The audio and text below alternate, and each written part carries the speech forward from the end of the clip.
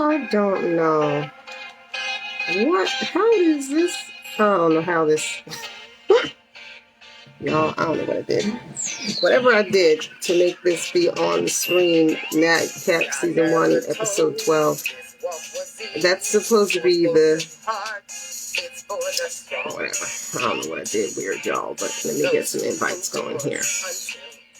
Greetings, greetings, good evening. Give everybody some time to get in the room while I do some invites. Y'all listen to some tunes.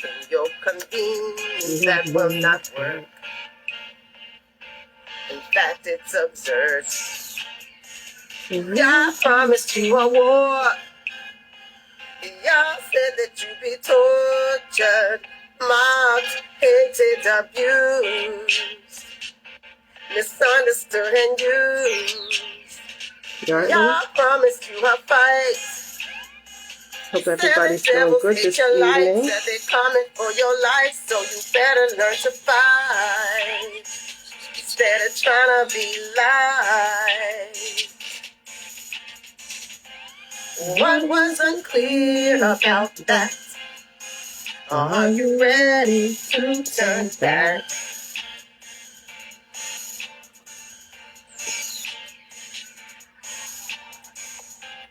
I guess I should have a different intro song for Black Oak Science for the nightcap in the morning session, huh?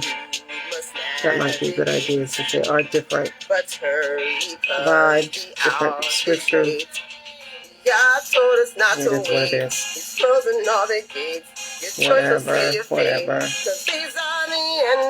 Maybe I will maybe I'll switch it up and for the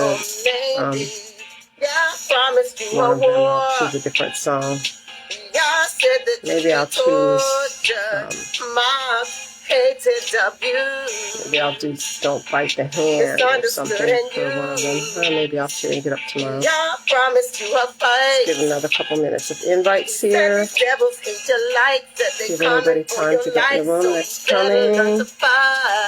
Y'all, I done threw this hat on and I did not get myself redressed, which basically just meant putting my belt back on.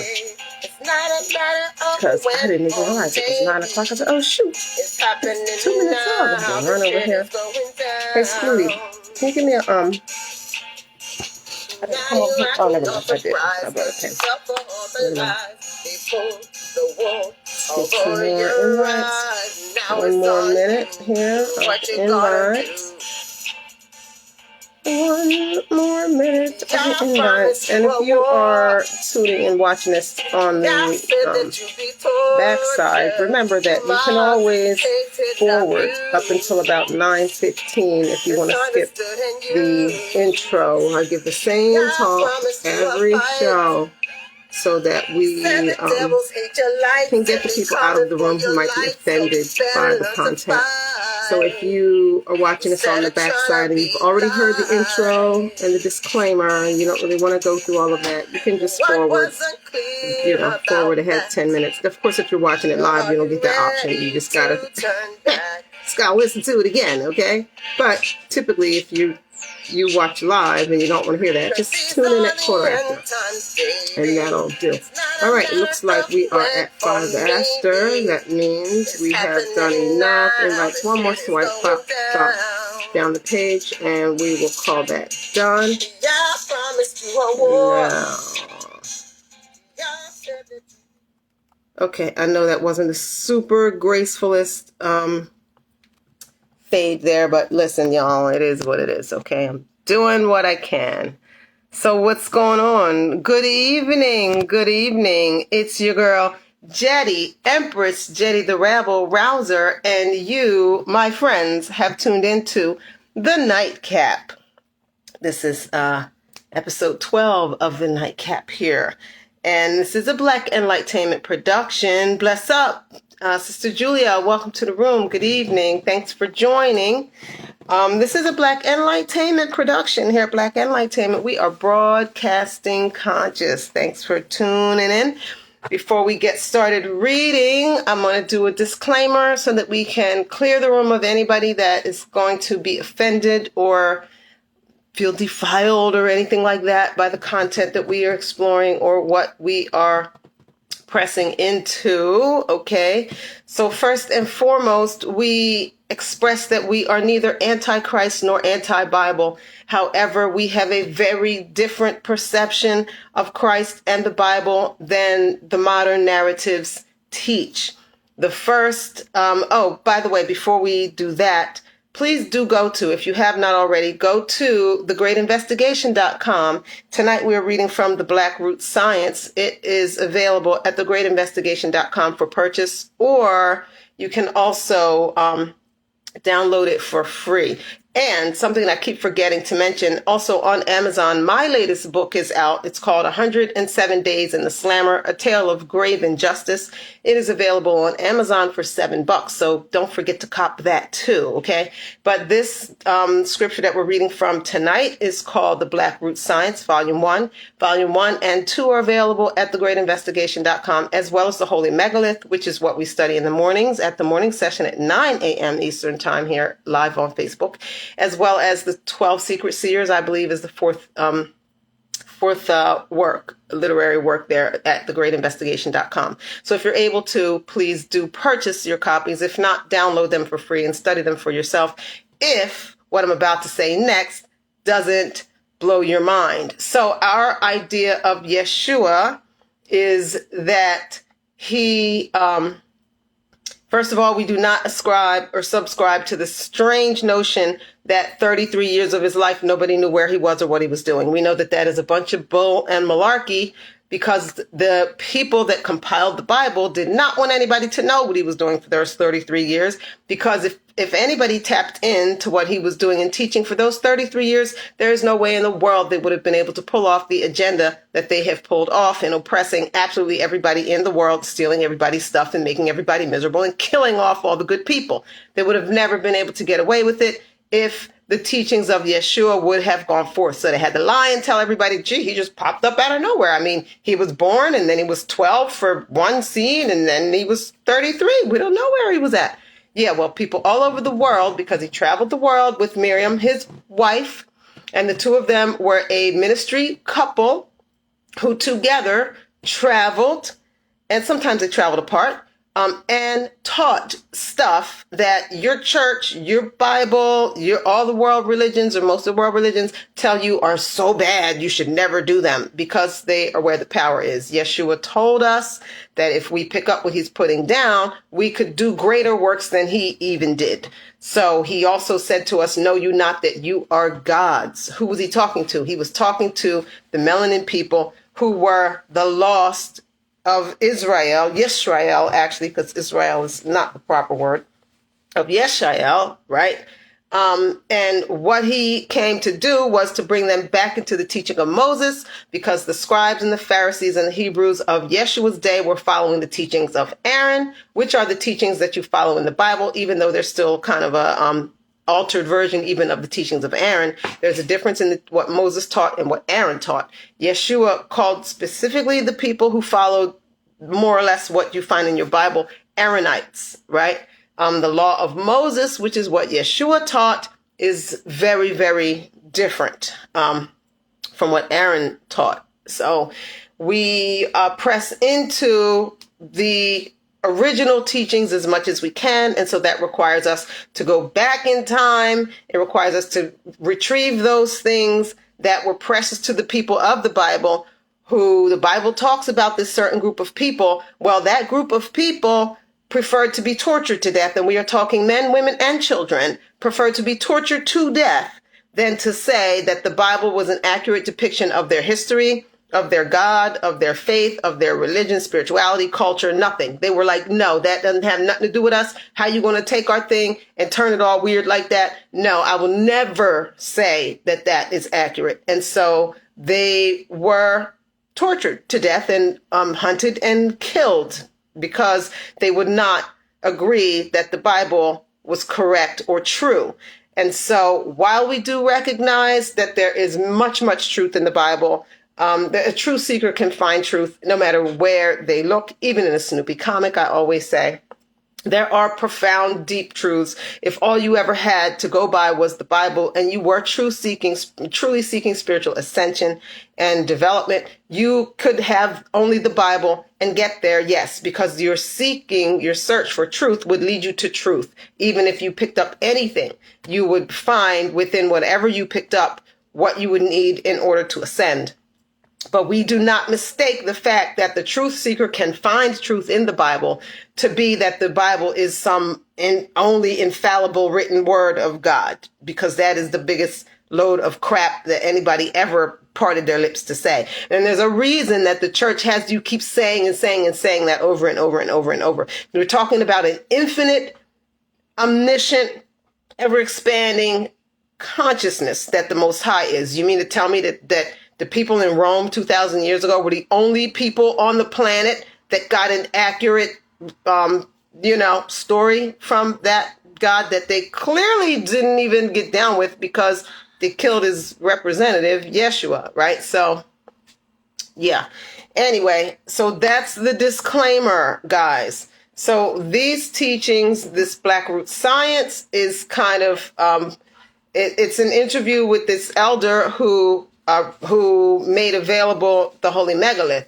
And what the Holy Megalith is the teachings of Yeshua, the foundational beliefs that Yeshua taught, as well as specific teachings of Yeshua and Miriam, who, as I said, traveled together, as a ministerial team. Probably the biggest thing that Yeshua taught differently that all of your modern religions almost teach, is that the balance between male and female, they were equal. There was not a hierarchy the way that your church people and all this, women are supposed to submit and man's the head and all this. It's just not how it works, right? In the Nazarene teaching, the teaching of Yeshua, which would also have been the teaching of Moses, they are equal, right? The masculine aspect of divinity is consciousness, and the feminine aspect of divinity is intuition, which is feeling. And there is no hierarchy between awareness and between the two different awarenesses. They're just two different ways to know, right? And both of them are knowing.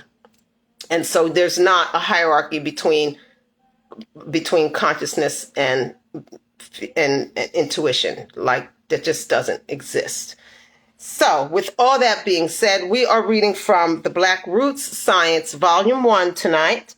And if you are still here and you got through that, welcome and congratulations for being so brave and so willing to challenge what you've always been told and taught and seek out truth for yourself. And we do pray before we even read one word that the spirit of truth will rest upon us, that we will not be led into any deception, any distortion, that we will not be distracted, that the spirit of truth, of love and of wisdom would abide in us, would move through me, would move upon all of us, so that we will absorb only that which is true and beneficial for our soul, and that anything that is untrue or not beneficial to the progression of our soul, we speak a prayer of protection against it, right?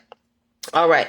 So now I'm going to do what I should have done a minute ago, which is open up the text. If you do have the text yourself, we will be starting on page, wait, how did I do that?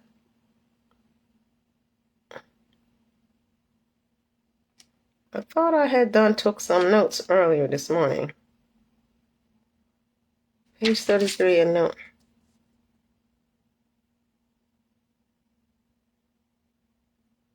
Okay, whatever. So we're on page 89 of Black. I don't know why it's not opening up here.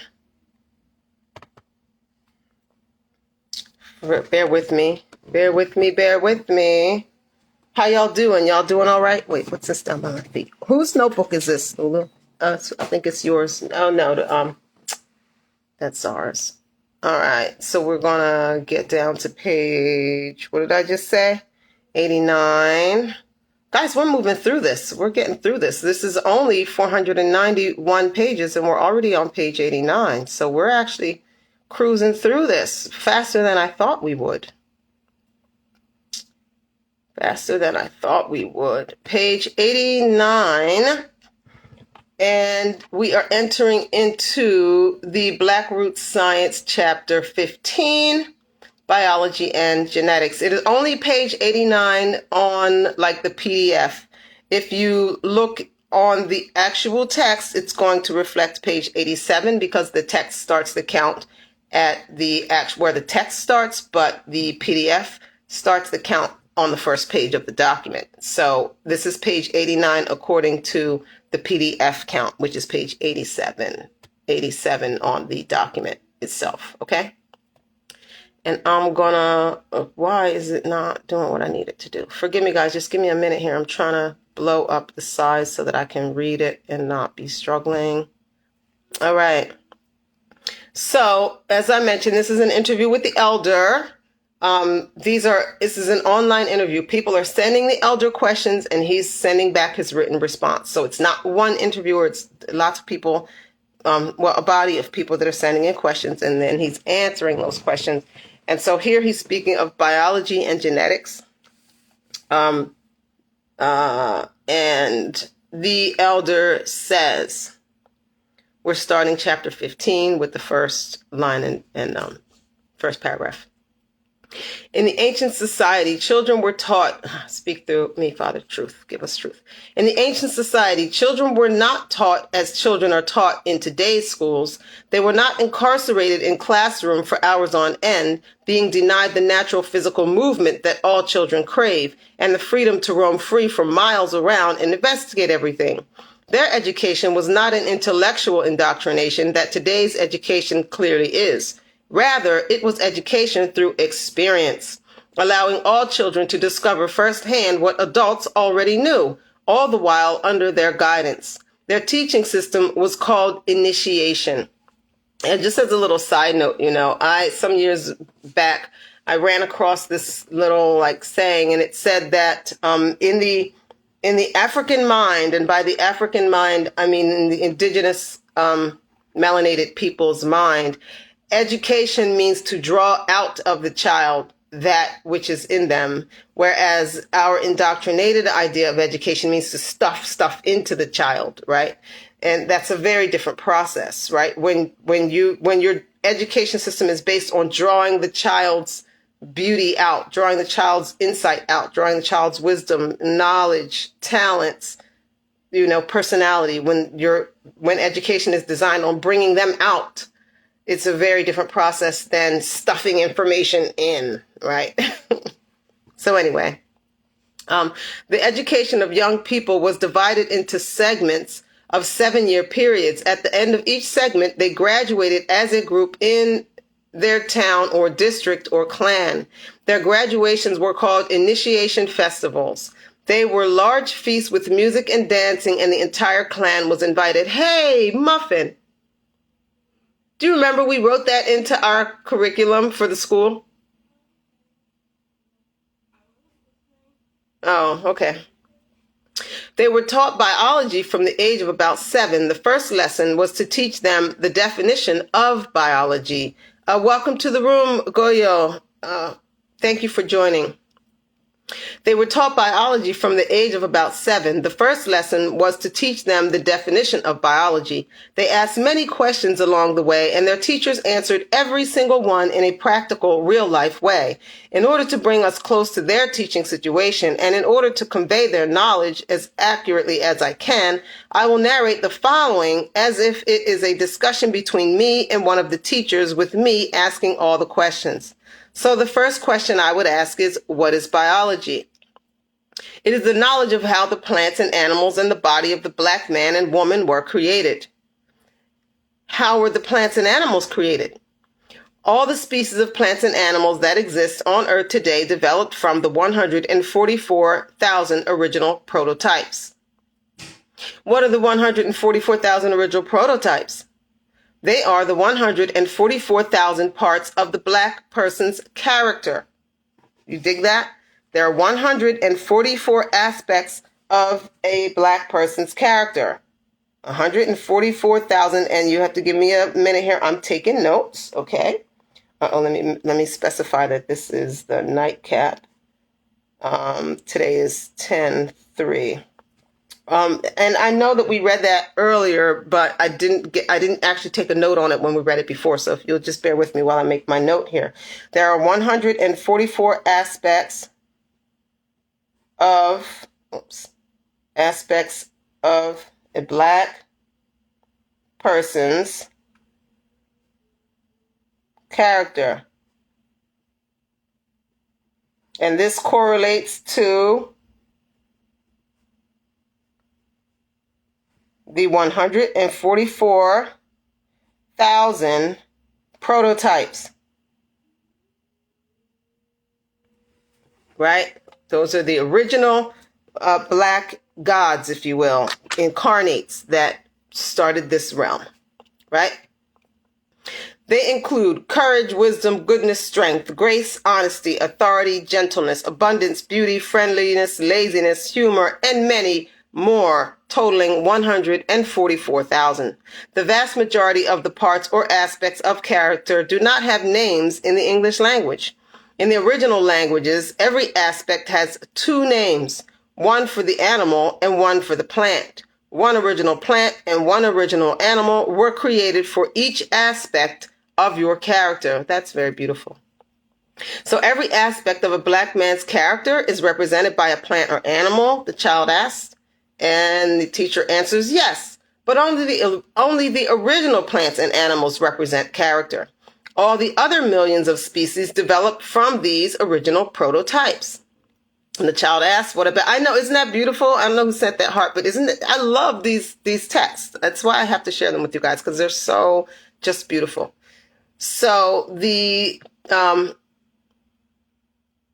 child answers, what about the body of the black person? How was it created? The teacher answers, originally the 144 characters were united as one character and it had a form. That form is the body of the black man and woman.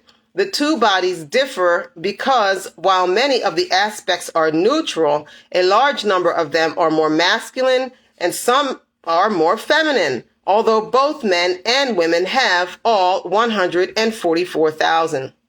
Then, after the aspects were united as one in the human body, they were then separated into 144,000 individual parts, and each part was given a form.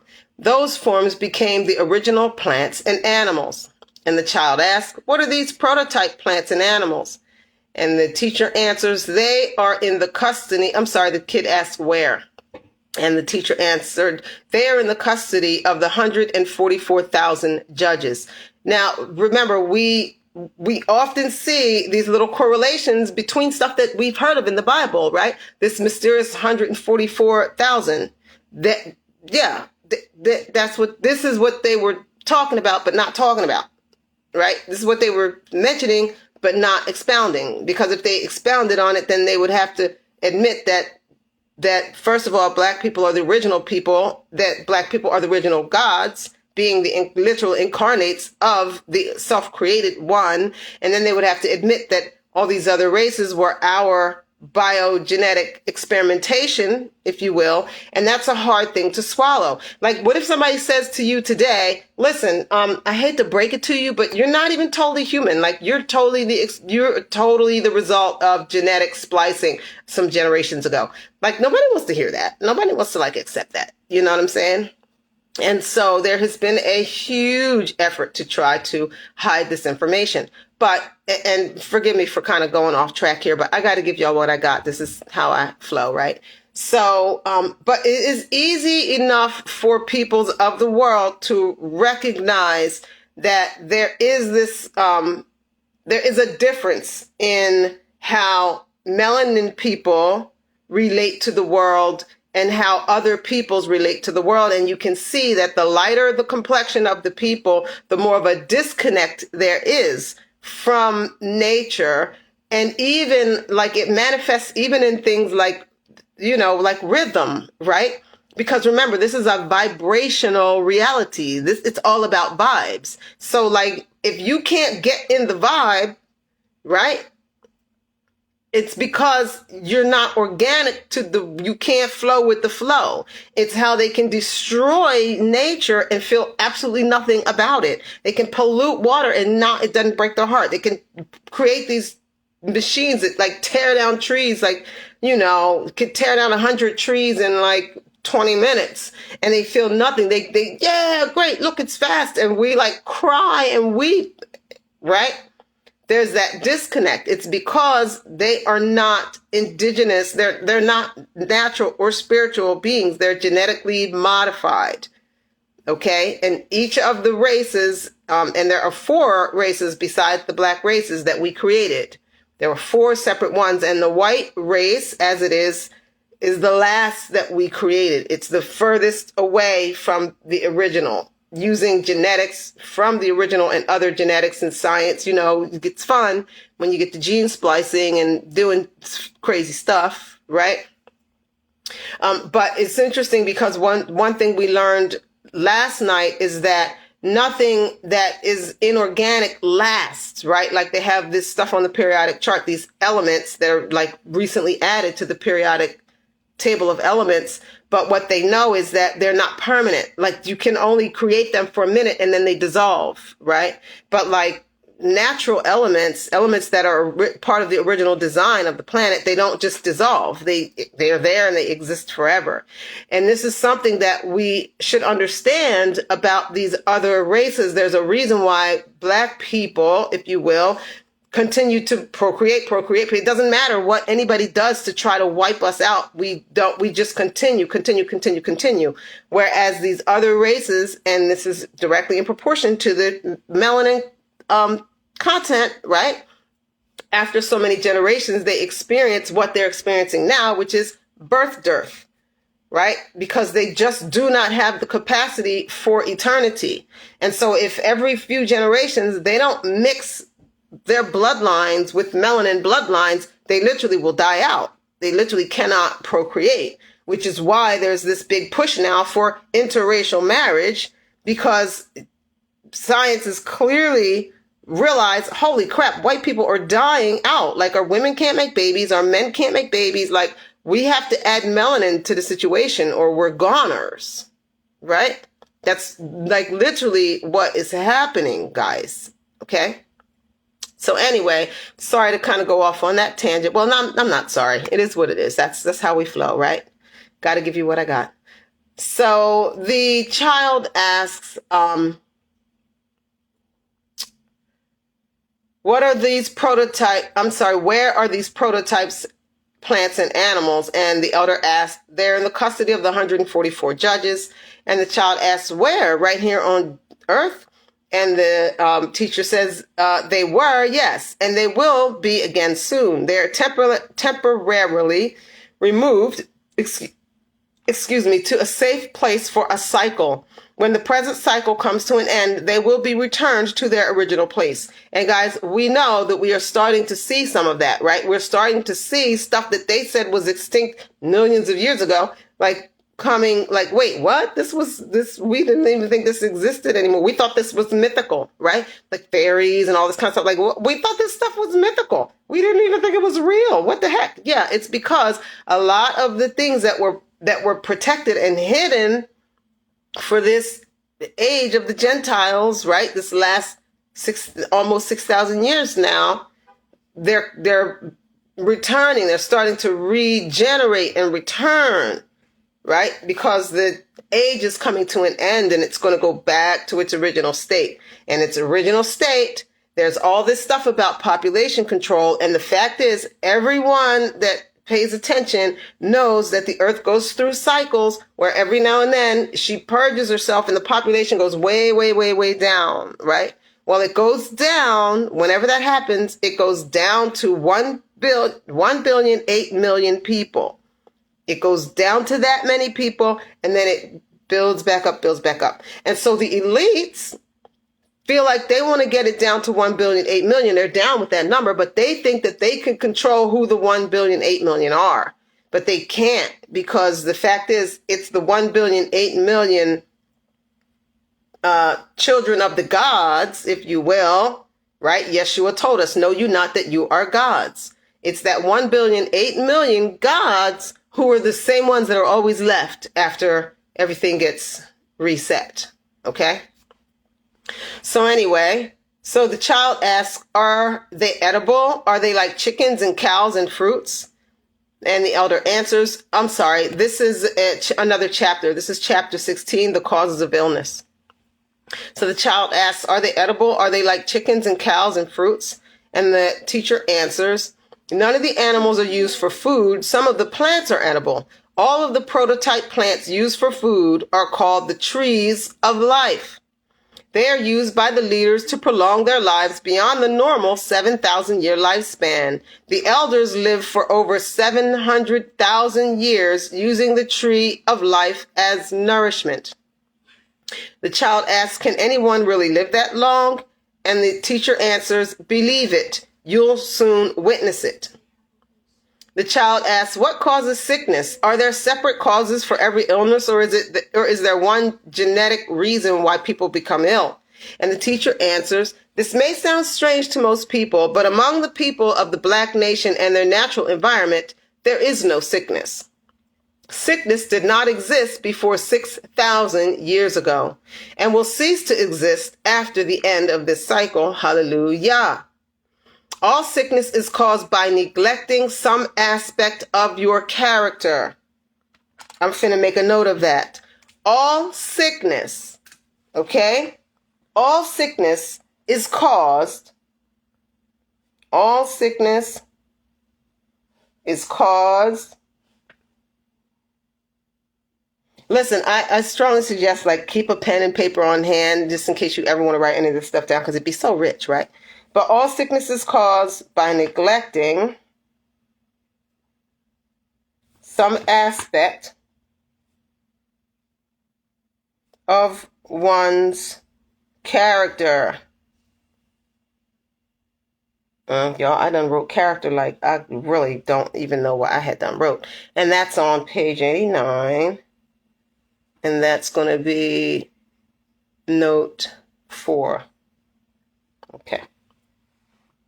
The body is the unity of all aspects of character, and neglecting one or more of them results in illness and in the corresponding part of the body. Among our people in our natural environment, there is no neglecting of any part of our character. We also know the proper foods to eat and the right time to eat them, so sickness does not have the slightest chance to exist. The child asked, even the common cold? And the teacher answered, even the common cold. Isn't it obvious that the common cold is caused by stress? When the weather changes, especially from one season to the next, it exerts an external stress on the body. If the body is already under the internal stress of modern life, then you easily become prey to viruses. If you could remove all internal stress, thereby restoring that aspect of your character, external stresses would have no effect on you. And this is another thing that's really interesting, right? Because they are always tripping out over how healthy really remote peoples are, how long they live. They don't be having no cavities. They be healthy as I don't know what. And so it's always mind-boggling to the elders when they show up. The World Health Organization shows up and always wants to vaccinate them against this and that and that and this. And the people are like, well, we don't have that. Like, we don't have that. We don't.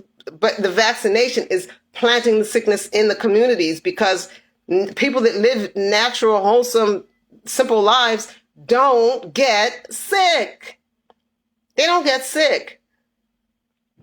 And when they experience some sort of imbalance, they know, like, listen, literally the bush doctors will tell you that if you have a weird imbalance going on, the plant that you need will find a way to your yard. Like, you'll look up one day and there'll be a plant growing by your door that you never saw before. And like, maybe I should make a tea out of that. And you make a tea out of it, and it like will deal with whatever imbalance. Like, this is how interactive the system is with the created universe and with this earth.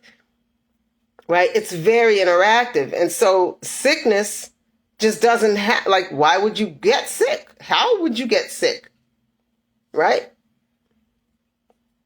You consume that which the body needs. You don't consume that which it doesn't need.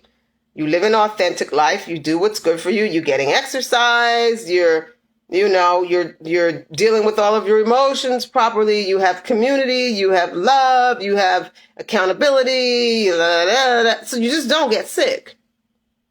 It's very, very, very, very true. Okay? The most sick, the sickest, and some of you may know this, the sickest country on the planet today is guess where? Guess where? Guess what country is the sickest? The United States. It is the sickest country on the planet. Why do you think that is? Well, there's a million reasons why. But stress is the number one reason why. Why do you think that they push that COVID narrative? COVID, COVID, COVID, COVID, COVID. Do you know people that didn't watch the news, didn't even know COVID was happening? We were living in Belize when COVID was happening. We would forget. Belizeans would forget all about COVID until like you go out and you're downtown and then you get in trouble because somebody's like, why aren't you wearing your mask? You're like, oh shoot, I forgot. It's COVID. You forget it was even was happening because it wasn't happening. It was only happening to the people that were, oh my God, we're all going to get sick. Yeah, you're going to get sick. Just saying. The child asks, it's almost impossible to remove internal stress. There's so much pressure in everyday modern life, or the student, I should say, instead of the child. The student asks, it's almost impossible to remove internal stress. There's so much pressure in everyday modern life. And the teacher answered, yes, this is the time for such things. It wasn't always this way, nor will it remain like this for much longer. Hallelujah. Oh, that great day. The student asked, I know you said to keep the questions to the present subject, but you've mentioned the cycles before. Can I ask you more about that? And the teacher says, we'll have enough time to discuss all the details concerning cycles, but first things first.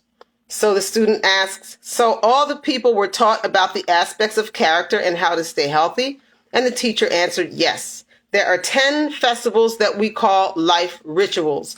During each one, the people are taught about the aspects. The character of every individual develops in a timely manner starting from childhood.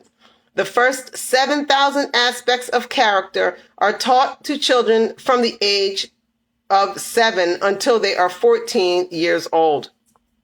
The school system is set up such that they attend the rituals 3 or 4 times a week for about 7 months every year. The attendance is not continuous. Naturally. They break during the planting and harvesting season and at other times. As I already mentioned, the ancient calendar division had a week of 10 days, making 3 weeks to every month. The 12 months have 30 days each, with 5 or 6 days added at the end of the year, depending on whether it's a regular or a leap year. This calendar is exactly as our ancestors, the ancient Egyptians, recorded it in their writings. They kept that system well into about 2,000 years ago. The student asks, I heard Dr. Jewel Pookrum reveal in one of her lectures similar ideas about the real nature of illness, the body and the spirit. For example, she shared that often women who are knock-kneed have suffered from some sort of sexual abuse. As a result, and protective mechanism, the knees instinctively turn in to prevent further violation. Can you elaborate by sharing some specific illness and the character flaws or deficiencies to which they relate? I think sharing that information will help us who have been disconnected from the ritual process. Thanks. And the elder answers, diseases fall under 2 classes of causes. Those caused by a deficiency in the individual's own character, and those imposed on them due to a deficiency in someone else's character. The example you gave falls under the second class, where the deformity is not the result of a particular deficiency in that individual, but a character flaw in another person who then imposes it on her by committing a crime against her. There are many examples of this type of imposition, some due to neglect, some unintended, resulting in deformities, traumas, addictions, and diseases. One common example is improper or inadequate breastfeeding. A lot of mothers in modern society breastfeed their children very inadequately, if at all. Once a child has had mother's milk directly from her breast, there is no substitute that can take its place.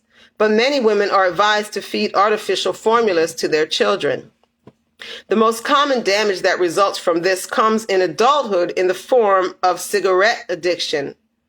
Unbelievable as it may sound, a large percentage of addiction to cigarettes is the result of insufficient time spent at the mother's breast. And I have heard about this, and I actually have it's associated with this fixation of the mouth, right? Always putting things to the mouth. Always wanting to like something, yeah. Anyway, where was I? Sorry, guys. Cigarette companies know this and design cigarette butts the same color as a white woman's nipple and make the rest of it white like milk to evoke those childhood memories, not to mention the chemicals they add to make sure people stay addicted. Other drug addictions are caused by insufficient love given to infants who need it the most. Later in adulthood, after experiencing the high of drugs, it reminds them of the parental love that they experienced but a few times and have been yearning for ever since. After the first high, they seek in vain to recapture that feeling and thus become addicted. This is why I spoil babies. Babies are for spoiling. I don't know what people are always talking about. Like, babies they're portable size for a reason. Like, they're supposed to be hugged and kissed and told they're cute all day, every day. I don't know why you would put them down unless they want to be put down. Like, pass them to the next person that can spoil them. We spoil babies in my world. We spoil babies. We spoil babies. And you know what's really funny is we were just talking the other night, actually, and we were saying, like, my babies don't do a lot of crying. Like, they just don't do a lot of, although my son was weird, like, he would scream bloody murder when it was time to go to sleep, but I'm very convinced that he had a traumatic death in his last lifetime, and when he was a baby remembered it and did not want to close his eyes because he didn't want to, like, wake up in a different reality. But because, I mean, it was like a trauma cry that he would experience when he was sleepy. It was weird. But other than that, like, my kids didn't cry. Like, my kid didn't cry in the middle of the night, didn't cry all day. Like, oh, that baby crying. Like, no, never. None of my kids, like, they didn't cry. But they didn't have to cry because they were spoiled. They were always held, always talked to, always, like, interacted with, always being touched. You know, I breastfed all of them. They didn't cry. So, like, these people with these nightmare, you always see the movies where, you know, shows and stuff where the parents are all disheveled, nobody's sleeping, and the baby's crying. I don't know that reality. Anyway, all such ignorant impositions can be removed easily by training all people from childhood to develop their character properly. Such training would result in proper ways of raising children. At present, this ignorance is passed from generation to generation. Adding to that are the diseases that come from the person's own character deficiencies. These are caused mostly by a lack of character development or improper development as a child. Pardon me, the biggest of these is the non-development of the natural courage in children. Listen, amen. All of this, children are to be seen and not heard, and beating the wisdom out of children and always trying to make them shut up and always trying to make them sit down and always embarrassing and make them feel stupid for not knowing stuff and being all hard on them when they get stuff wrong, and this weird way that they always are trying to shrink children into these little boxes. And now just being a child means you have ADHD. Like, children are supposed to be bouncing around and asking questions and using up all kinds of energy and touching things and picking things up and putting things together and taking things apart. And they're supposed to be doing all of this. And now it has gotten so bad that if you have a child that's actually a child, they've drugged them and diagnosed them as if it's some kind of illness. It is horrible. It is criminal. It's diabolical what they're doing to children. And the results are in. Look at how many people are addicted to different types of drugs. And I'm not just talking about crackheads and meth heads and heroin addicts, okay? People are taking so many prescription drugs for anxiety and for stress and for sleeplessness and for this and for that and for this. Why? Because they had crappy childhoods where they were like not allowed to be courageous and fun. That's why I don't play that with my kids. No, I don't even play that. Don't play that. I don't play that with any kids. People, people never can understand why I love having kids around me and why the kids around me be so free and it don't bother me, because that's what children, it's good for them. They leave the kids alone. You got to leave the kids alone around me. Now, I'm not one to just let them be all wild, crazy. They get some discipline and some character development. We develop the character, but I definitely don't believe in oppressing children. It's you want to grind my gears and see me almost go to prison, fool around and be oppressive to a child in around me and watch me lose it. Brother Zerubbabel, Belize is in the house. What's going on? Brother Zerubbabel, we just read a really cool thing, right? Talking about disease and where it comes from, and disease comes from imbalance and lack of character development and whatnot, right? And so it's talking about addiction, and it's talking about how addiction is a result of improper raising of children. And it mentioned inadequate breastfeeding as one of the main culprits. But this other thing that they just dropped on us is, listen to this. It's talking about most diseases are caused by lack of character development or improper development as a child. The biggest of these is the non-development of the natural courage in children. So many children are raised in conditions of fear. They are taught to fear strangers, to fear their own parents, to fear the dark, and even their own fantasies that come from their imaginations. This instilling of fear destroys the natural fearlessness or courage that all children are born with. Then the fear later causes many diseases such as asthma and allergies, which is interesting because my kids all had asthma and allergies. But the reason my kids all had asthma and allergies because we were in a steel mill town. Everybody in that town has asthma and allergies, okay? Because the steel mill has been pumping out pollution on us like for the last, I don't know, since the 1800s. Okay, every day, all day, every day. But anyway, neglecting to develop self-love in children warps their character the most and results in a myriad of diseases such as diabetes, obesity, and so on. As we continue with biology and genetics, I'll give more examples of other diseases and the character flaws that cause them. The student asks, can you provide more information about the science of food energy? Do foods have feminine and masculine energies? If so, how does this impact our individual health, and how can you tell what energy exists around specific food? And the elder answers, rather than male and female, food energies should more appropriately be called positive, negative, and neutral. Even those words give a false meaning. More accurate words would be energizing, harmonizing, and neutral or stabilizing. Okay, so let's write that down. Food energies are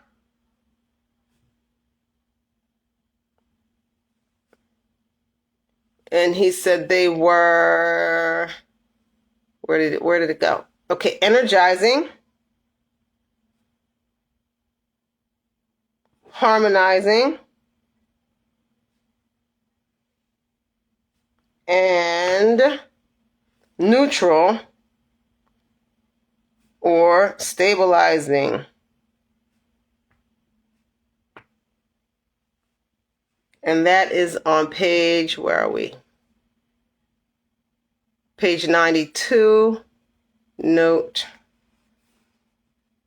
page 92, note 19. Okay. Y'all bear with me. I got to get my notes. Listen, because some of this stuff, I'm going to need to come back and chew on this stuff, right? So anyway, so I'm going to read that again. Rather than male and female, food energies would more appropriately be called positive, negative, and neutral. Even these words give a false meaning. More accurate words would be energizing, harmonizing, and neutral or stabilizing. There are foods to be eaten when people are low in energy, and their opposite to be eaten when they are hyperactive. These harmonize the energy back into balance. In addition, there's a third type of food in the middle, so to speak. They're called staple foods, such as grains, and they keep the energy more or less steady. Human beings are vegetarian under natural circumstances. At present, our bodies are in a less than natural state, so the eating of foods like cow milk is necessary, as well as a little meat, but much less than people usually consume. There are enough proteins in plant foods to nourish even the most active people, so it's possible to live completely without meat as long as one takes a little milk. Plant foods can thus be divided into these three classes. They correspond to the three divisions of the human body: the head area, the chest area, and the intestinal area and lower body. The plant has a correspondence to these three parts in an exactly upside down way. In other words, the roots of plants correspond to the head area. That's deep, okay? So roots correspond to the head area. I'm sorry, where was it? Okay. Okay. Foods like carrots and other edible roots nourish the brain and the head area. Not potatoes, though, which are not roots but stems. Their roots are little hairs coming out of the tuber, so tubers are not root foods. Edible roots are thus positive or energizing foods. The stem of plants, which includes grains like wheat and beans, are chest foods and nourish the middle part of the body, right? So stems equals the middle.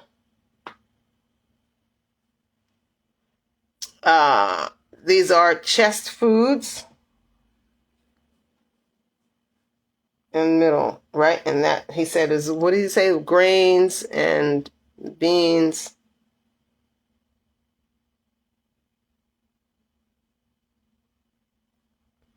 Okay, he did make a distinction where he said the roots. What he said. Okay, he said tubers are not roots. Let me make a note of that.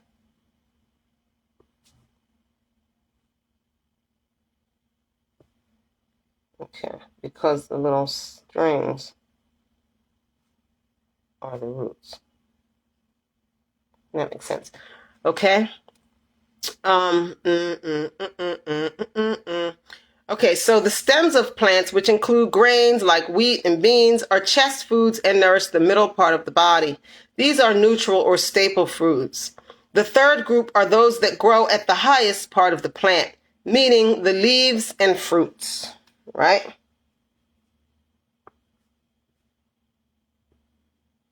The leaves and fruits, they harmonize the body's energy level. It's a harmonizing.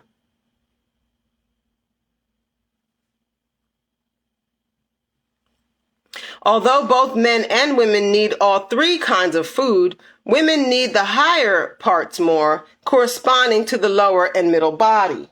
Okay, so women need more fruits and leaves.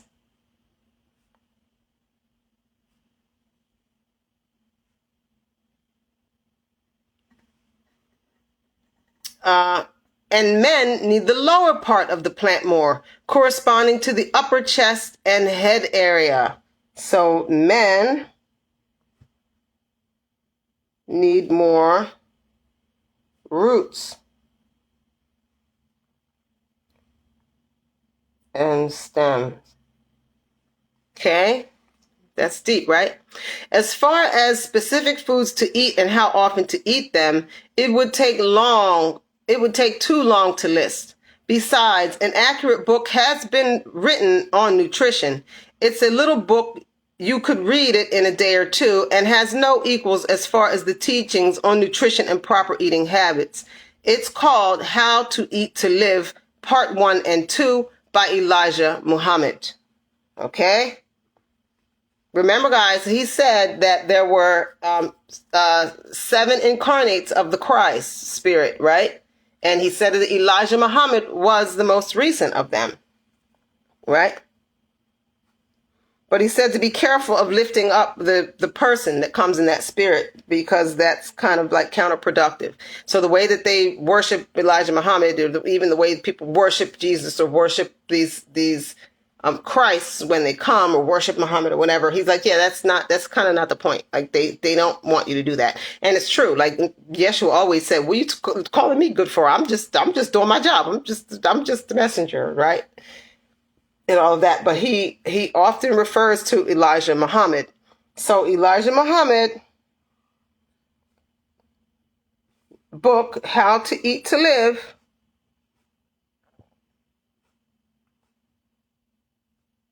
is going to be something that we will read, whether we'll get to it in the morning session or here in the nightcap. I don't know, but it's now on our reading list for us to read together. Okay? It's 9:56, guys. That takes us to the ends of note. So I think that's a good enough place to take a break. This is going to be page... Okay, we're breaking on page 95 according to the thingamajig. 95 slash, this is calling it 93. And we are on note 24. And that is nightcap. And today is 10. Okay, so 10-4, we want to start. Okay? So let's call that a reading, guys. Let's call that a reading. It's 3 minutes to 10. So I really appreciate you guys sticking around. I hope you guys got something out of that. I got something out of it. I always do. I always do. I've never cracked open any of these books and been like, oh, this sucks. I'm not getting anything out of this. Even like the kooky, like chemistry stuff and all that, where I'm like, okay, I got to take your word for it. Even that still has revelation in it that I'm like, hey, that makes sense. That's deep, you know? So even when I can't keep up, I can still get something out of it. You know, I really love that. But this here is like pretty simple stuff. And it's like, oh yeah, that makes sense. That makes sense. And guys, you should know that it is very normal, and it's a part of the process of why we're even doing this, for this stuff to have it, like you to have that sense of, yeah, I knew it. That makes sense. I knew it. Because what we're trying to do here is awaken your soul memory, awaken your genetic memory, so that you will remember who the heck you are. Because you, as a melanin person, are part of that 1 billion, 8 million who done been here so many times, and just we're here. It's our story. We did this. It's our story. Okay? So we got to remember ourselves, right? So let's call that a night. We praise the Most High for this time. I'm so grateful for you guys tuning in to the Nightcap. I am Jedi, Empress Jedi, the Rabble Rouser, and this has been a Black Enlightainment production. Y'all know the deal. Hallelujah. Here at Black Enlightainment, we are broadcasting consciousness, trying to get your third eye wide open so that you can press into who you really are, guys. If you want to ascend and you want to develop and you want to level up, all you have to do is be.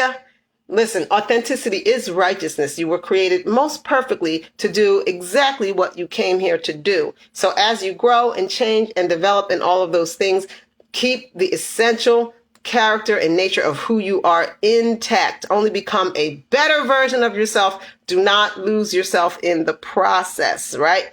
May the Most High be glorified, magnified, and praised in all you think, do, and say. And don't forget that these scriptures, this is the Black Root Science Volume 1. You can also get the Black Root Science Volume 2, the Holy Megalith, and the Secret 12 Seers, I think, are all available at thegreatinvestigation.com. You can purchase them, which I ask you please to do, or they are available for free download if you must. So hallelujah, get your copies. Don't forget to head on over to Amazon, guys, and support your girl. Buy a copy of 107 Days in the Slammer. That there are pages, parts of my journal that I kept. Some of you know that I spent some time in prison recently.